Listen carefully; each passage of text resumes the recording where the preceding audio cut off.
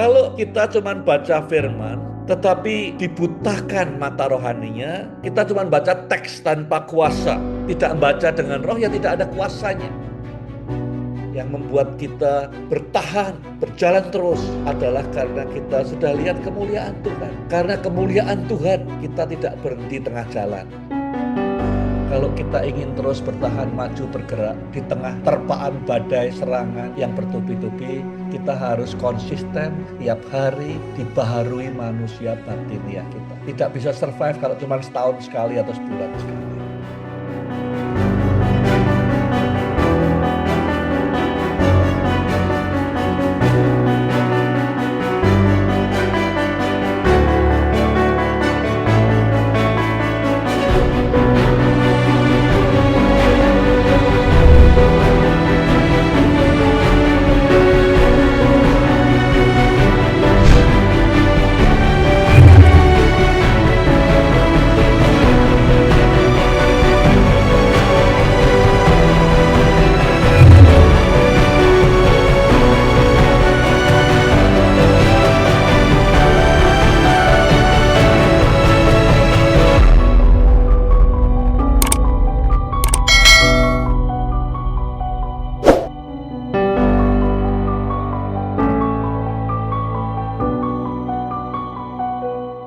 Saya beri judul What Sustains a Leader? Apa yang membuat seorang pemimpin dapat terus berjalan ke depan? Kalau kita mau jujur dalam kehidupan kita, ada banyak hal di dunia ini yang membuat kita mungkin berpikir, sudah cukup, ya, atau kita mau quit, mau stop, mau berhenti, ya, enggak mau teruskan ikut Tuhan Yesus. Ada banyak hal, karena dunia kita bukan dunia yang friendly kepada kekristenan. Itu diungkapkan Tuhan Yesus 2000 tahun yang lalu. Seperti domba di tengah serigala, akan ada orang tidak suka pada kita, akan banyak kesulitan, tantangan. Ya. Bahkan kalau kita kemudian hidup tanpa tantangan, tanpa kesulitan, tanpa ancaman, khawatirnya, ya, dua kemungkinannya. Satu, iblis tidak melihat bahwa hidup kita itu threatening, ya, membahayakan kerajaan maut. Atau kedua, barangkali sejalan dengan itu, tanpa sadar kita nuruti jalannya iblis, bukan jalannya Tuhan yang berlawanan dengan jalan dunia ini.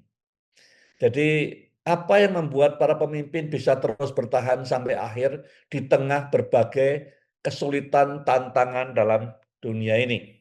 Topiknya ada 3 topik kecil yang saya ingin bahas. Yang pertama adalah realita yang iblis tidak ingin saudara melihat atau mengalami.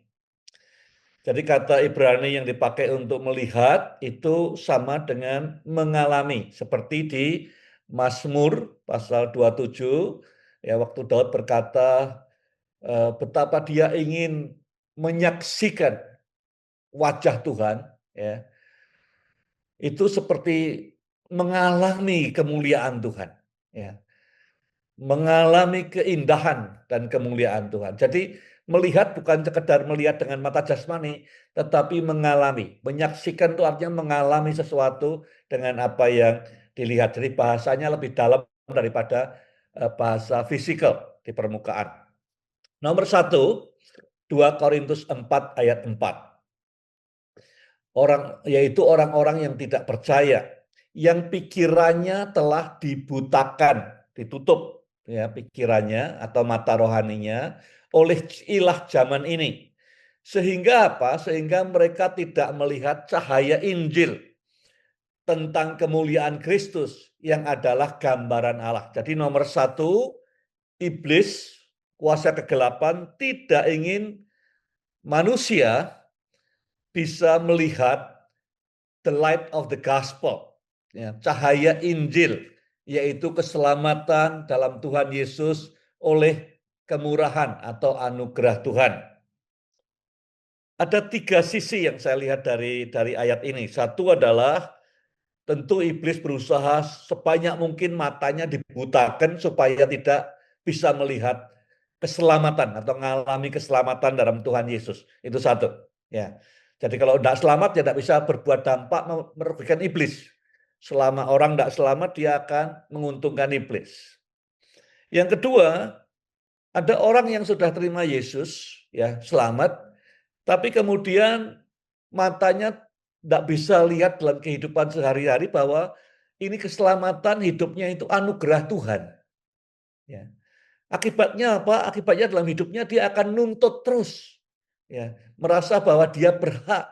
Ya, kenapa Tuhan tidak begini? Kenapa Tuhan tidak begitu? Kenapa doanya dijawab? Semua tuntutan karena dia merasa seakan-akan dia berhak atas semua itu, tidak sadar, tidak bisa lihat bahwa hidupnya ini adalah kemurahan Tuhan. Di zaman dulu ada lagu yang bagus judulnya kemurahan itu lebih daripada hidup.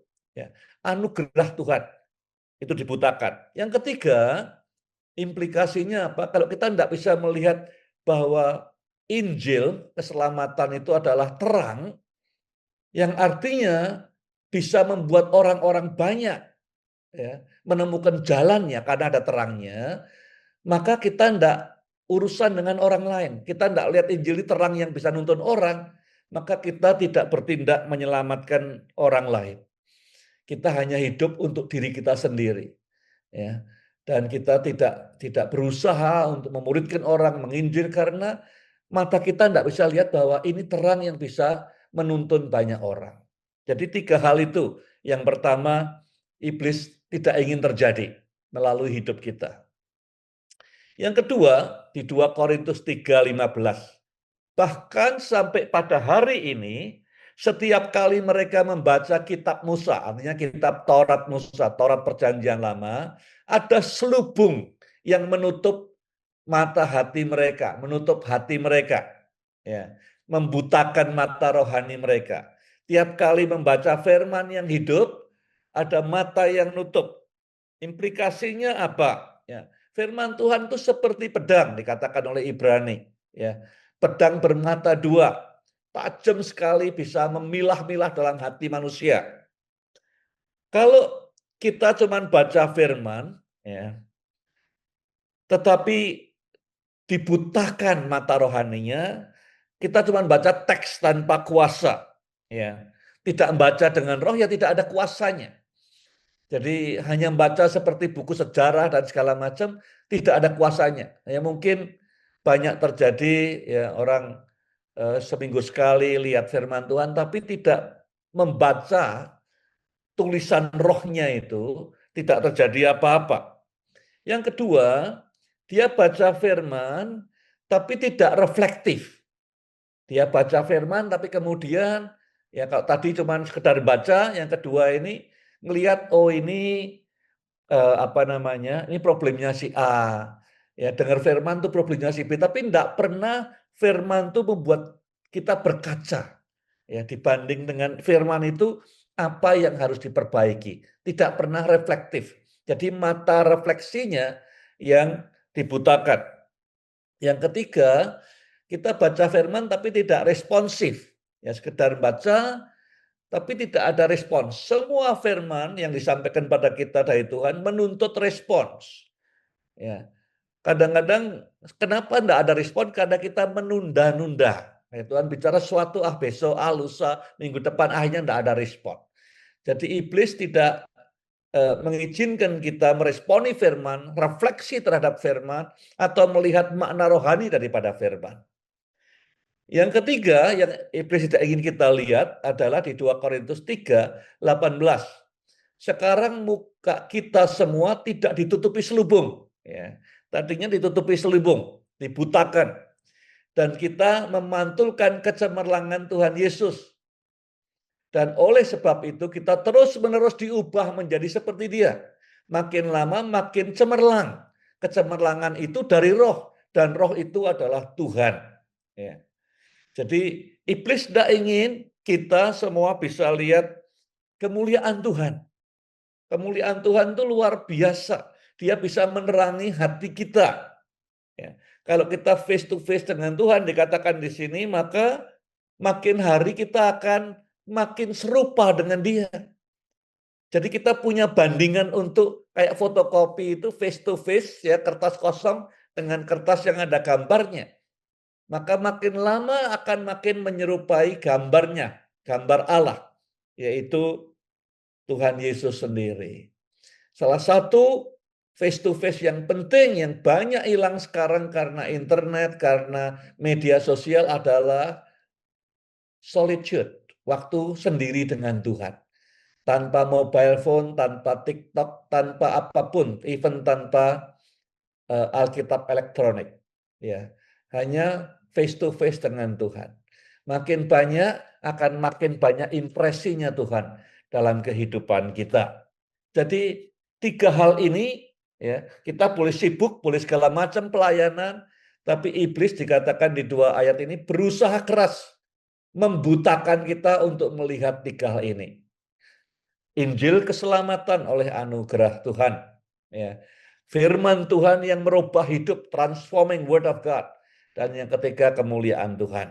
Topik nomor 2 yang saya pelajari tentang kepemimpinan di dua pasal ini adalah kenapa sih pemimpin itu tawar hati? Ya, karena disebut berkali-kali, 3 kali kalau tidak salah di dua pasal ini, kami tidak tawar hati, kami tidak tawar. Berarti ada kans besar banyak pemimpin yang tawar hati. Apa yang menyebabkan pemimpin tawar hati? Nomor 1 di 2 Korintus 3:17. Sebab Tuhan adalah roh dan di mana saja ada roh Allah, di situ ada kemerdekaan. Konteksnya gimana? Ya, yang membuat tawar hati nomor 1 adalah kalau kita itu powerless, ya, terbelenggu, terpenjara, tersandera. Hatinya mau berbuat sesuatu tapi tidak punya daya. Ya. Jadi kayak lumpuh gitu. Ingin menegakkan keadilan tapi lumpuh. Ya. Ingin menolong orang tapi tidak berdaya. Immobilize, kayak jadi kalau pemimpin ngalami restraint seperti ini, ya, lama-lama hatinya akan tawar karena dia tidak ada kepercayaan pada dirinya sendiri. Restraint, immobilize. Nah, paling banyak ya, immobilize ini ya, merasa terperangkap, terbelenggu ini oleh rasa takut. Ya. Rasa takut biasanya kalau orang ketakutan dia freeze, tidak bisa berbuat apa-apa. Dalam dunia kita, kita tidak sadar tapi seringkali kita tidak mentaati firman, tidak menolong mereka yang tersingkirkan, tidak mempertaruhkan nyawa untuk keselamatan orang. Karena apa? Karena ketakutan.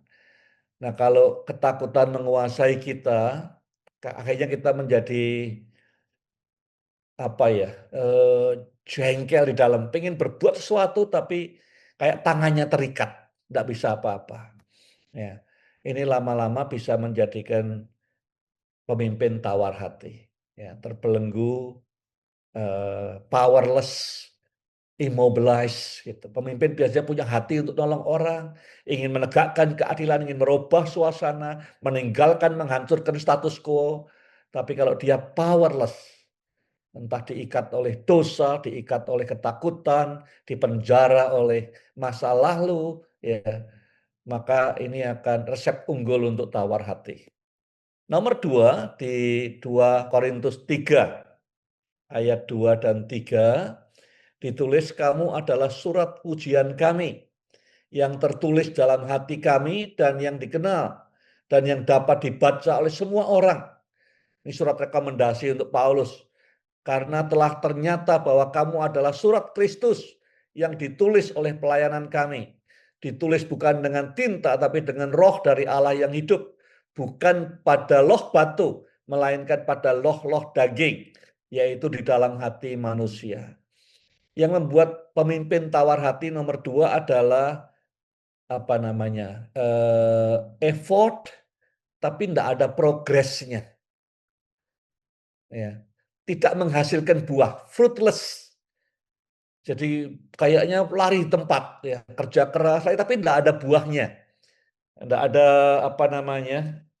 tidak ada kemajuan eh, yang bisa dilihat. Lama-lama akan jadi tawar hati. Kerja keras, lari tapi kayak lari di tempat saja. Itu sebabnya di dalam beberapa skill tentang leadership perlu ada short wins. Karena kalau orang kelamaan, ya lama-lama daya tahannya luntur, dia akan tawar hati. Kerja lama tapi tidak lihat hasil, tidak lihat perubahan, tidak ada dampaknya, tidak ada buahnya. Dan ini hal kedua yang membuat orang bisa tawar hati, pemimpin tawar hati adalah fruitless, effort, usaha keras tapi tidak ada progress, tidak ada result. Sebabnya dalam memimpin selalu harus ada short wins, ya karena orang ada titik breaknya, harus lihat hasil ya pada titik tertentu. Nomor 3, di dalam 2 Korintus 4 ayat 9, kami dianiaya namun tidak ditinggalkan sendirian. Kami dihempaskan namun tidak binasa. Yang nomor 3 yang sering membuat pemimpin tawar hati adalah karena abandoned. Ya, ditinggalkan sendiri, forsaken, ya, tidak lagi diajak, dilupakan, terisolasi. Kenapa begini? Karena pada dasarnya semua pemimpin itu bisa flourish dalam komunitas. Komunitas itu apa sih? Komunitas itu dia mendengar suara orang di sekitarnya mengatakan tanpa kamu kita ini beda rasanya. Ya, tanpa kamu kita tidak lengkap. Itu rasa belonging. Kalau itu tidak ada, maka yang muncul di pemimpin adalah isolasi, disingkirkan, dilupakan, ditinggalkan oleh yang lain. Dan ini sudah banyak membawa pemimpin kemudian jadi tawar hati. Aku tidak dibutuhkan di mana-mana. Tanpa aku semua bisa senang, bisa jalan dan segala macam. Jadi yang ketiga yang buat banyak pemimpin tawar hati adalah merasa ditinggalkan, disingkirkan, tidak dibutuhkan oleh lingkungannya. Yang keempat, yang terakhir, 2 Korintus 4:16, sebab itu kami tidak tawar hati. Tapi meskipun manusia lahirilah kami semakin merosot, namun manusia batiniah kami dibaharui dari sehari ke sehari. Penderitaan yang berkepanjangan bisa buat tawar hati sampai orang kehilangan harapan. Jadi sakit, ya, penderitaan yang berkepanjangan, pedih, baik itu secara jasmani, tapi juga bisa jiwani, atau secara finansial, keuangan, secara emosi, dan open wounds, luka-luka terbuka, yaitu luka-luka yang hubungan antar manusia yang tidak terpulihkan. Di bawah alam sadar kita, mungkin hubungan dengan orang tua kita, hubungan dengan anak kita, hubungan dengan mantu, mertua, pemimpin kita yang dulu yang belum pernah sembuh, berkepanjangan itu membuat kita rentan untuk tawar hati. Penderitaan yang berkepanjangan atau luka terbuka karena relationship yang tidak pulih, yang berkepanjangan, itu bisa mudah sekali membuat kita tawar hati. Jadi imun sistemnya jadi lemah sekali.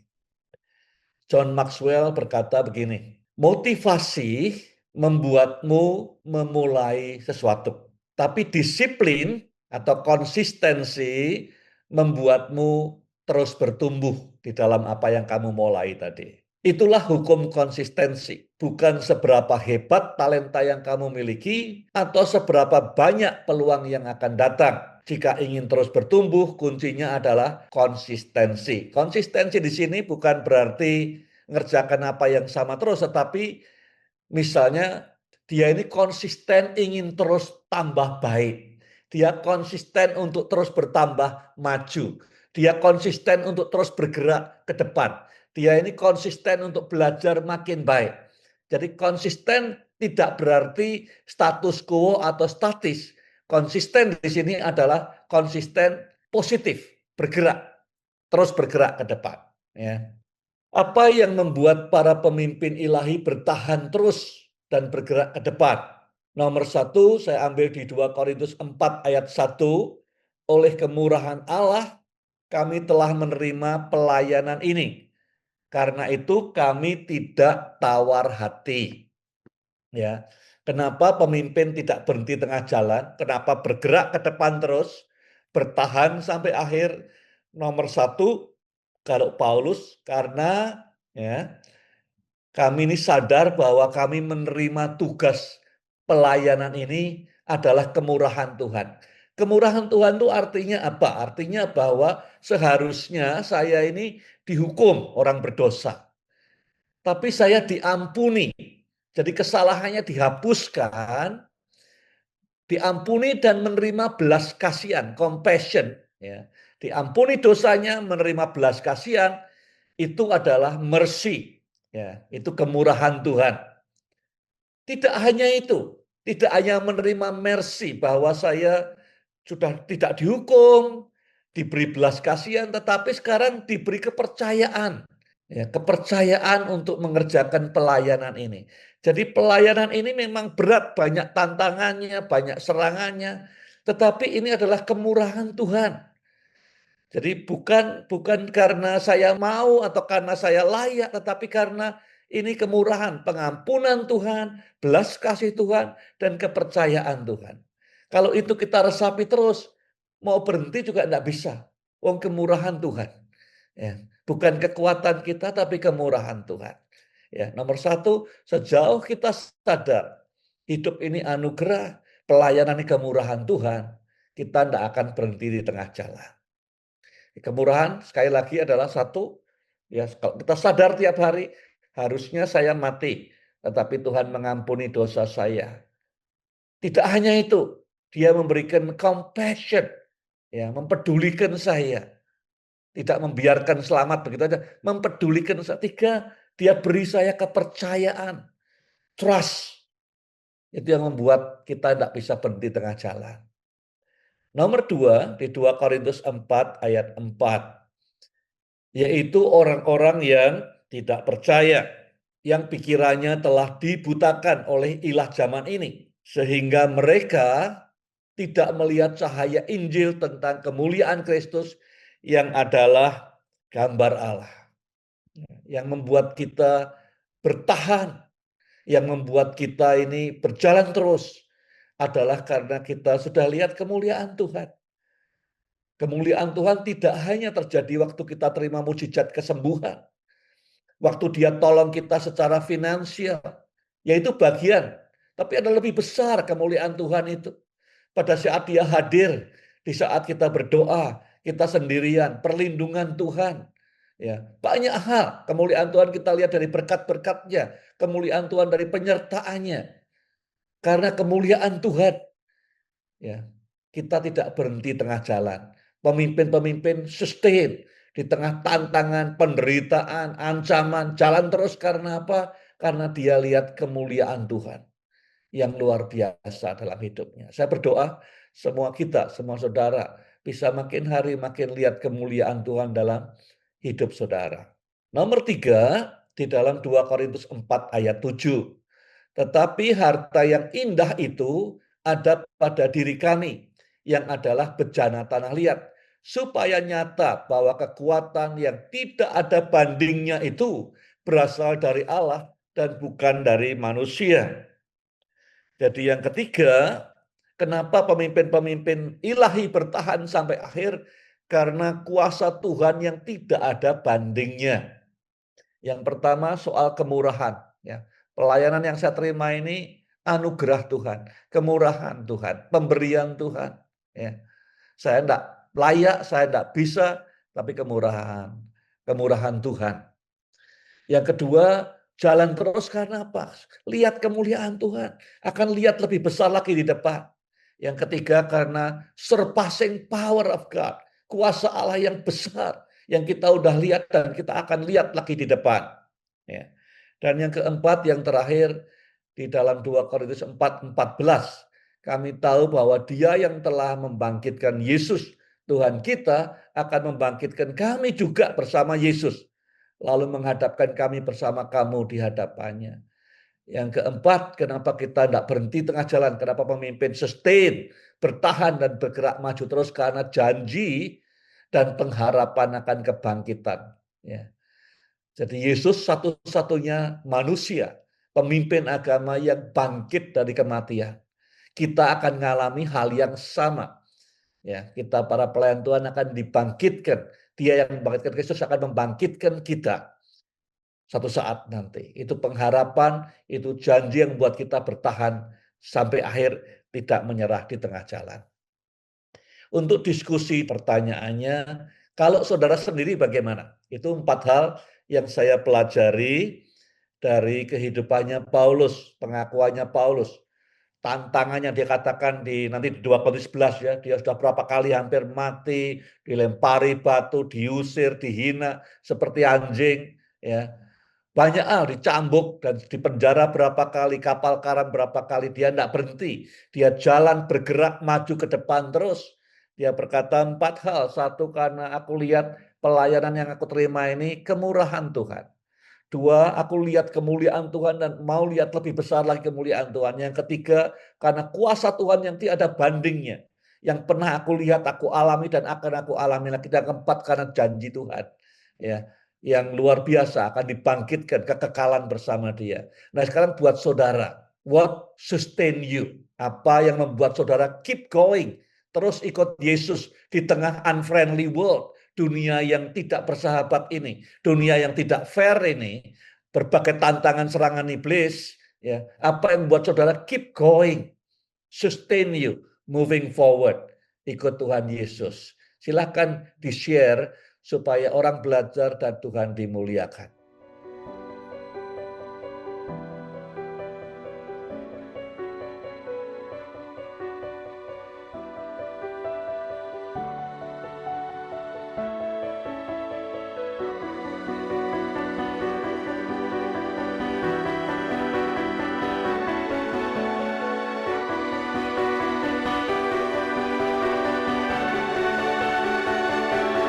Ayat yang menarik dari 2 pasal ini adalah di 2 Korintus 3:17.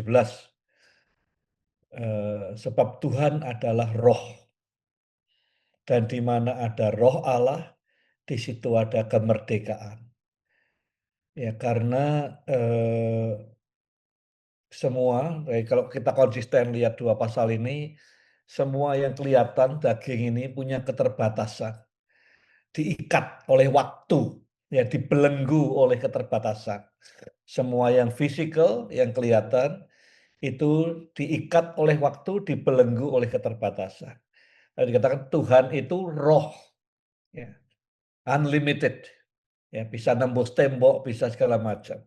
Dan di mana ada roh Allah, maka kita pun akan mengalami kemerdekaan itu. Kalau kita emerge di dalam roh Allah, maka hakikinya, ya, kayak misalnya koin, ya, masukkan ke kolam, ke bathtub, dia akan tenggelam. Ada air, koin tenggelam. Koin ini sudah masukkan ke tengah-tengah kayu, ya, kayu dilubangi dikit, masukkan koinnya, maka koin tidak tenggelam karena terapung bersama kayu. Sama, roh Allah itu merdeka, bebas. Kita tanpa roh Tuhan akan tenggelam. Tapi kalau hidup kita ditaruh di tengah kayu tadi, di tengah roh Allah, maka kita akan mengapung selama-lamanya bersama Tuhan. Ini ayat luar biasa. Ya. Kalau kita keluar dari kayu, ya, maka kita tenggelam. Kita dalam kayu, kita defy, mengalahkan hukum alam, yaitu kita akan ada logam bisa terbang, bisa ada logam bisa terapung, ada kalau dalam kayu tadi. Ya. Topik terakhir adalah bagaimana sih pemimpin pada saat dia diserang bertubi-tubi. Bagaimana pemimpin bisa menang, bisa bertahan, ya, pada saat dia diserang bertubi-tubi, sikapnya harus gimana? Ya. Kita harus tahu dulu bahwa iblis menyerang kita, dunia menyerang kita, tujuannya apa? Supaya kita berhenti, supaya kita menyerah, supaya kita tidak berani bergerak, supaya kita sembunyi, ya, sehingga tidak ada dampak dalam kehidupan kita. Kita harus tahu dulu motifnya. Iblis, dunia menyerang kita karena apa? Ingin kita lari ketakutan, ingin kita freeze, tidak bergerak, ingin kita supaya kita menyerah dan kita tidak kemana-mana. Kita lihat responnya Paulus menghadapi serangan yang bertubi-tubi dalam hidupnya. Yang pertama, di dalam 2 Korintus 3:12, karena kami mempunyai pengharapan yang demikian, maka kami bertindak dengan penuh keberanian. Nah, jadi pada saat iblis menyerang kita, pada saat persoalan dunia menyerang kita, harapannya mereka apa?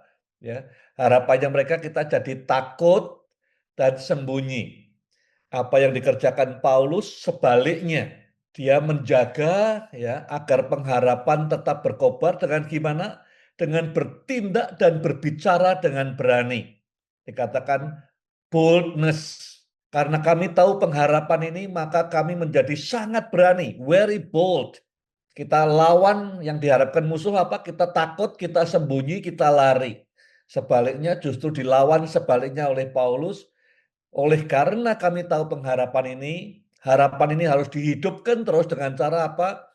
Speaking, boldness, bertindak dengan keberanian. Saya sudah bersaksi minggu lalu, ya, waktu saya di Brunei, saya sedih.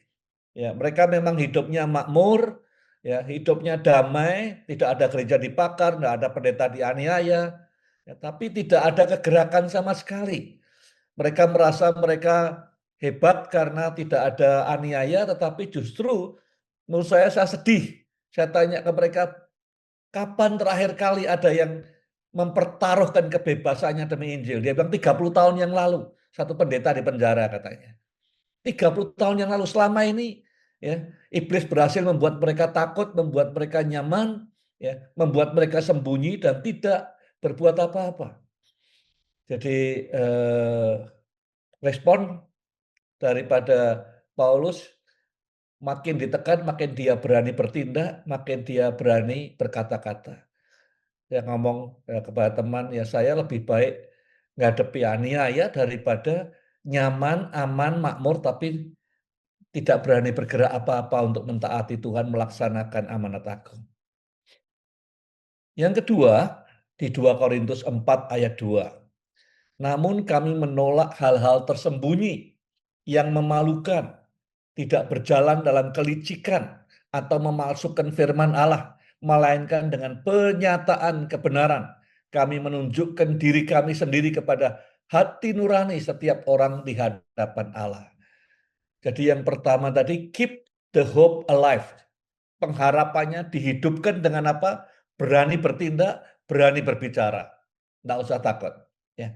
Yang kedua, keep the life authentic. Jadi pada saat kita ditakut-takuti, diserang, harapannya apa? Kita kompromi. Ya. Kita nyembunyikan diri kita sendiri. Kita kompromikan kebenaran. Tapi justru sebaliknya dikerjakan Paulus saat dia terancam, ya, dia tidak kamuflase, dia tidak sembunyi, dia tidak kompromikan kebenaran, justru dia menjaga otentitas hidupnya, menjaga agar hidup tetap otentik, tidak palsu, tidak senyum di luar, gerembel di belakang. Ya. Ini adalah integritas yang dijaga. Ya, yang pertama tadi pengharapan, yang kedua integritasnya. Tetap hidup otentik apa adanya, kelihatan transparan apa adanya. Tidak usah disembunyikan, tidak usah dipalsukan, tidak usah dipoles sana sini. Yang nomor tiga, sebab itu kami tidak tawar hati, tetapi meskipun manusia lahiriah kami semakin merosot, namun manusia batiniah kami diperbaharui dari sehari ke sehari. Yang ketiga, keep the inner life renew. Jaga supaya manusia batiniah kita ini terus diperbaharui setiap pagi. Ini artinya apa? Bertumbuh. Ya, sel-sel yang rusak diperbaiki. Ya, kapan terakhir kali saudara diperbaharui? Apakah tiap pagi atau sudah lama tidak pernah diperbaharui manusia batiniah kita?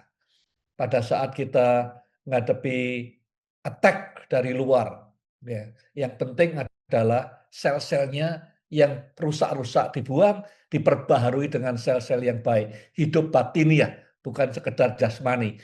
Manusia batiniah kita dibaharui tiap pagi, bertumbuh, fresh, ya, selnya baru semua tiap hari. Yang terakhir, sebab kami di 2 Korintus 4:18 tidak memperhatikan yang kelihatan, melainkan yang tidak kelihatan. Karena yang kelihatan sementara, sedangkan yang tidak kelihatan adalah kekal. Yang nomor 4, yang perlu dijaga adalah fokus kepada apa yang penting, hal-hal yang kekal. Ini yang namanya strategis. Ya, tidak fokus kepada yang sementara, yang kelihatannya kerlap-kerlip sana-sini tapi kemudian hilang, tapi fokus kepada hal yang penting, yang kekal, yang strategis. Ya, jadi ada 4 hal pada saat kita diserang bertubi-tubi sebagai pemimpin. Yang pertama adalah keberanian.